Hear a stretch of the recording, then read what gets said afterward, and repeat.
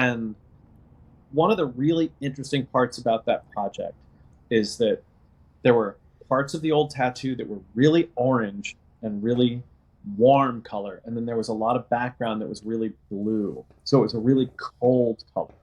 Hmm. I did a whole passive opaque gray over the whole thing using a pretty neutral opaque gray.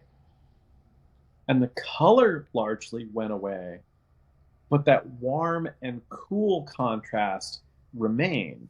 So the gray ended up being really cool gray in one area and really warm gray in another area.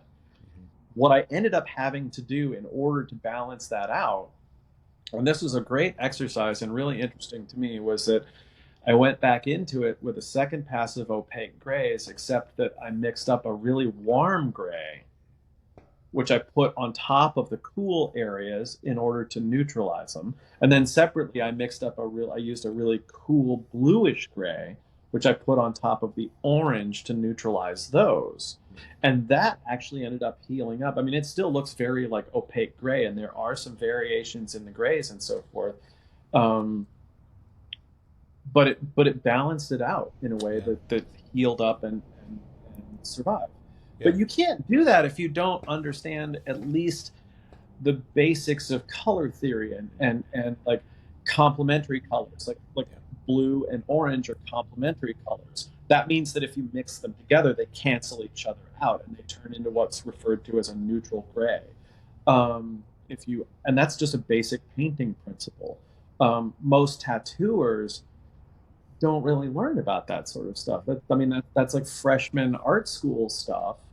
Um, but most tattooers don't necessarily get Yeah. that, or if they do, they're doing it in a way that, like Guy Aitchison, for example, and most of that, a lot of that other biomechanical stuff, an enormous part of what makes that stuff work when it's in color is that there's almost always that like hot against cool color Mhm. contrast. You've got all these big purple forms and hooks swarming in front of this intense orange bright background, and that creates this like really intense contrast.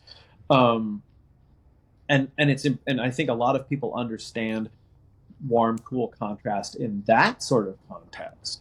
Um, Yeah. but being able to understand it when you're working with very muted, neutral, vintagey kinds of colors, or funny blends of colors, that kind of thing. Hmm. Um, that kind of thing is really important as well. You Yeah. know, um, um, and it's also something that even if you're like, it can be really useful to know and understand, even if you're not covering up an old tattoo. Hmm.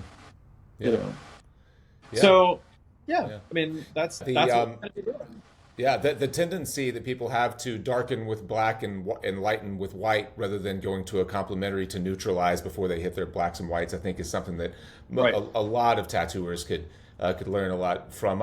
It's funny that you're describing that tattoo, and I had a really similar experience of covering kind of a hot rod flames with a full black and gray sleeve, and ended up doing something really similar where I Right. convinced the client to that it would read as black and gray, tinted those yellows towards purple, put like a very soft grayish purple over the Yep. yellows, Exactly. and so we ended up with this kind of muted purple and green black and gray sleeve, and at a first glance healed, it reads as a black and gray tattoo. You really Yeah. have to Exactly. look at it for a minute to Yep. realize, like, oh no, that actually tints more towards a mossy green, and that tints more towards a really muted purple, but Right. it but it's not obvious from the start.